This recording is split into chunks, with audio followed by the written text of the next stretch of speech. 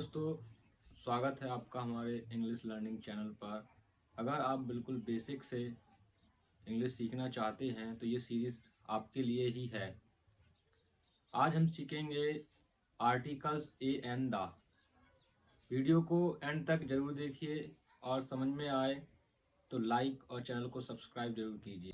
आज हमारा English learning का डे 2 है और डे 2 में आज हम सीखेंगे आर्टिकल्स ए एंड द के बारे में हम सीखेंगे। चलिए शुरू करते हैं। आर्टिकल्स ए एंड द, इनके बारे में सीखेंगे, इनका प्रयोग सीखेंगे। देखिए, आर्टिकल्स दो प्रकार के होते हैं, kinds of articles, two types. पहला है डेफिनेट आर्टिकल्स, दूसरा है इनडेफिनेट आर्टिकल्स। डेफिनेट आर्टिकल्स कौन कौन से होते हैं? ए और ए एन। और इनडेफिनेट आर्टिकल्स कौन सा होता है? द। देखिए, आर्टिकल्स ए का प्रयोग वहां होता है जिस नाउन की शुरुआत कॉन्सोनेंट्स से शुरू होती है। जैसे देखिए, ए का प्रयोग वहां शुरू होगा जो भी स्पेलिंग कॉन्सोनेंट के साथ में शुरू होगा। जैसे बॉल है तो इसके सामने लगेगा ए, और ए का मतलब होता है एक। क्या होता है? एक। और एन का मतलब भी होता है एक। ठीक है। अब देखिए, एक गेंद, ए बॉल। अब देखिए, यहीं पर मैं कहूं एप्पल, एक सेब, तो देखिए एक की इंग्लिश यहां बदल गई है और यहां देखिए यहां बदल गई है। दोनों हिंदी में एक यहां भी लिखा, यहां भी लिखा, लेकिन यहां क्यों ए लगाया जा रहा है? क्योंकि बॉल लिखा हुआ है, जो बॉल शब्द है, बॉल वर्ड है, वो शुरू बी से हो रहा है। और बी हमारा क्या है? कॉन्सोनेंट है। क्या है? कॉन्सोनेंट है। जो भी शब्द या जो भी नाउन कॉन्सोनेंट से शुरू होता है उसके सामने हम ए लगाएंगे।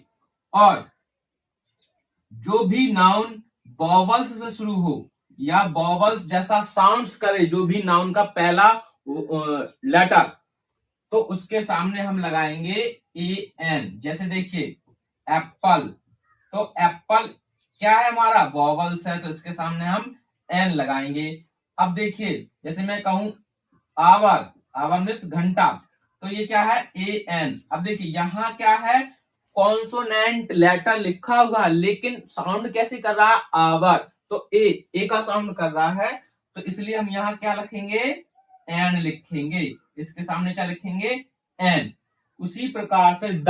अब देखिए, इनडेफिनेट आर्टिकल्स में द आता है। द किसके साथ लगता है?